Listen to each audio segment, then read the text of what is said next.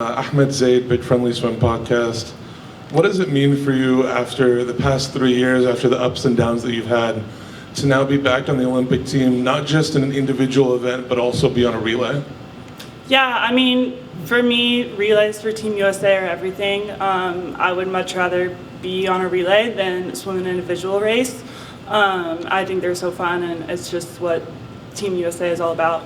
And then I think for my own personal journey the last 3 years, I think just making it back on this team is just, I'm just doing it for myself, proving it to myself that I can overcome adversity and want to inspire other people that, you know, if you set your mind to something, you can do it. And I've had a lot of health challenges and mental health struggles, and I'm just really proud that I've been able to work through that and have had a great support system. Pat?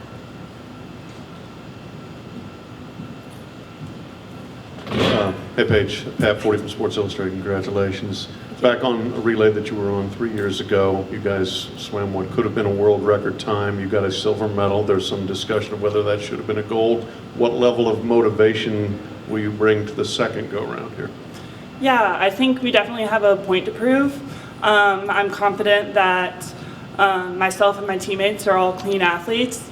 And I think Allison Schmidt said it perfectly. We wanted to get tested after our performance in Tokyo, and getting drug tested is a privilege.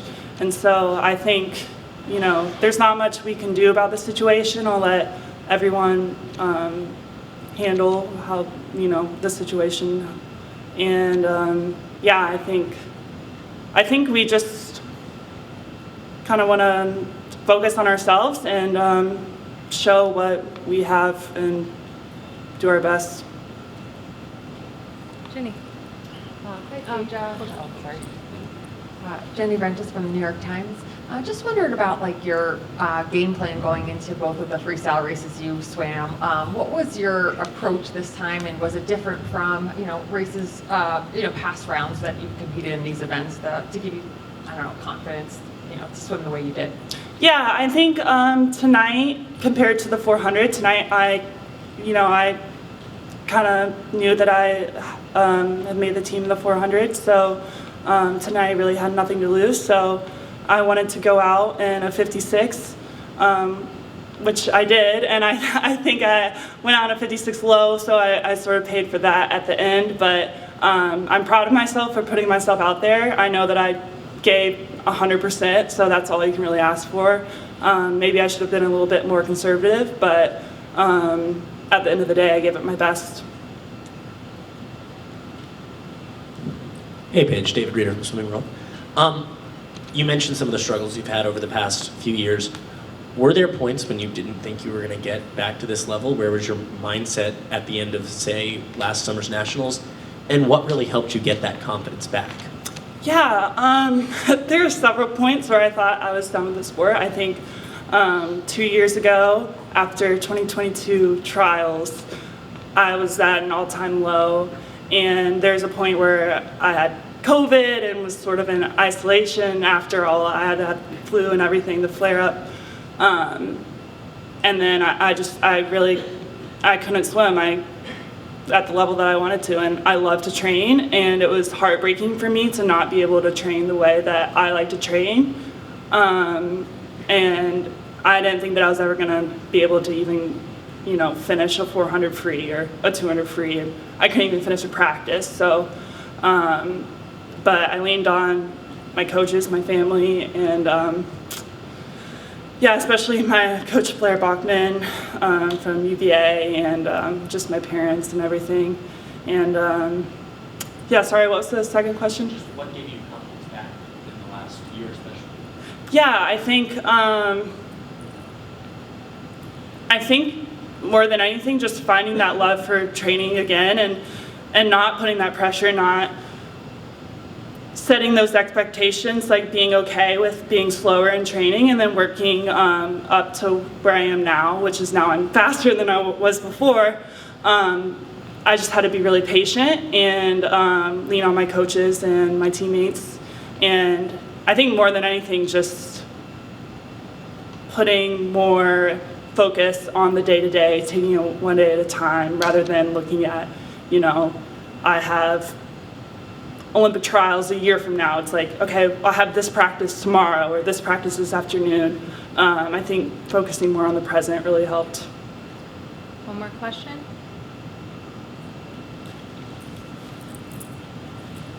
Paige, what did you learn from the veterans on the Olympic team last go around when it was your first time that that maybe you can impart onto some of these first timers?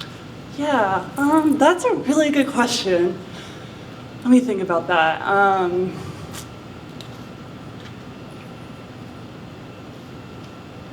I learned a lot. I think just learning to have fun with it. One of my favorite moments, which I think you had a similar moment at Worlds last year, was before my relay in Tokyo. I'd given Kay McLaughlin a poker chip, and I think you did something very similar. And anyways, but just sort of like leaning on that camaraderie and just learning to have a laugh and smile in the ready room, when you're about to have the biggest moment of your life, is just what Team USA is all about, and something that I'm really proud of. Thank you, Paige. Thank you. Questions for Erin? Hi, Erin. Greg Eggert from World Aquatics. Congratulations on making your first team. We noticed a kind of a special greeting that Katie gave you tonight, and we recognize that you are a daughter of an Olympic swim coach. You're the brother of an Olympian. Your brother Andrew trained with Katie for the 2012 Olympic Games, and you were an age group swimmer and got a chance to see every part of that growing up. How much of an influence did Katie Ledecky have on your career, and can you tell us anything about that?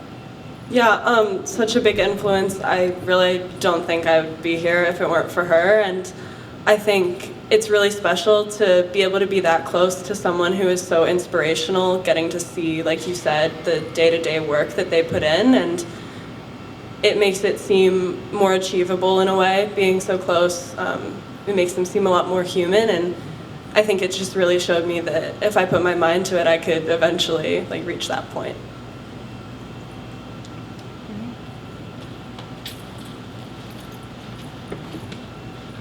Hey Erin, this is Henry Bushnell from Yahoo Sports. Just to follow up on that, what are your earliest memories of Katie?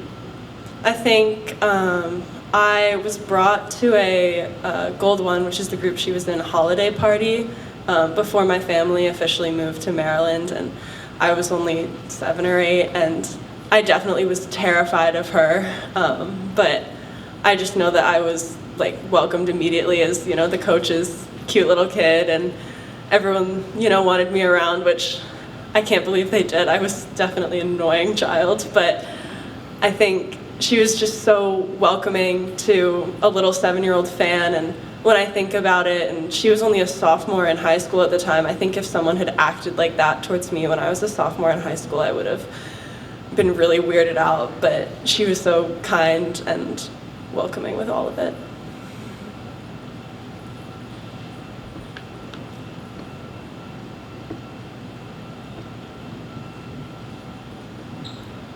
Nicole Auerbach, The Athletic. With the family pedigree and experience in the Olympics, was there pressure for you as you were getting towards this level? No, I don't think so. I think, if anything, it just made the rest of my family support me more. I never sensed oh, we need another Olympian in the family. I think it was just great to have all that support and all of that kind of backing me up in a sense, knowing that people before me have done it and I can do it too. Nick Bolivar, Olympic rings and other things. Because of the family lore,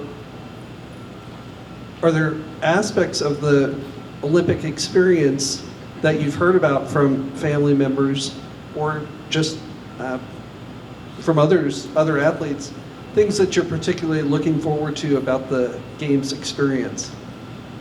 Ever since I was really little, I've always looked forward to the box, which used to show up for my brother and my dad whenever they made a big team. It's, all the gear that you get, and that's definitely something that little inner child is excited for, but I'm also just excited to make all these new and maintain the connections that I already have. I've seen all the friends that my dad and my brother and Katie have picked up through their experiences, and I'm excited to deepen those bonds too. Hey Erin, Dan Diodano from Swimming World. Obviously, a lot has been made of your relationship with Katie, which is fantastic, and not a lot of people have something like that. She practically jumped at you when you guys touched the wall. What did that moment mean to you, and just soaking everything in that happened, both when you looked up at the scoreboard, but then also when you were introduced to the crowd later? What did those moments mean to you? I mean, they mean everything to me. It's something I've been working towards basically since I can remember, and to get to share it with somebody that has seen me working towards that and has supported me all the way, and have her out there with me in the moment, made so special. Hi, Erin. Matt George from Swimming World. I wonder if the experience from Fukuoka, how much that plays into maybe how much more comfortable you're going to be this summer, and if things like being on an Olympic relay with someone like Katie Ledecky, if that becomes normal after a while when you get practice at it. What's that kind of like? Yeah, I think any experience is helpful, especially at big meets like this. I've said to my dad a couple times over the course of this meet and the years that I really enjoy swimming next to Katie in an individual 2 free. I'm comfortable there. I know what she's going to do. I know what I'm going to do. And so being on a relay with her, it just makes it feel a lot less daunting. Last question. You obviously made a transition in training this year going to the University of Texas. And I know short course not necessarily your thing. So what was that like as far as the training adjustment? Were you ever worried that maybe I should wait a year because it is an Olympic year? And why do you think it did work for you? Yeah, of course, that was a big decision for me in the fall, but I think it really worked because my teammates and my coaches at Texas just really helped me love the sport. I think it's really hard when you get to a level like this to remember that it's supposed to be fun, and having that short course season with Carol and Mitch and Chad and all of my teammates really made it fun, and that made me able to come in here with, I think, a much more positive attitude than I would have had if I had stayed at home. Thank you, Erin. Thank you.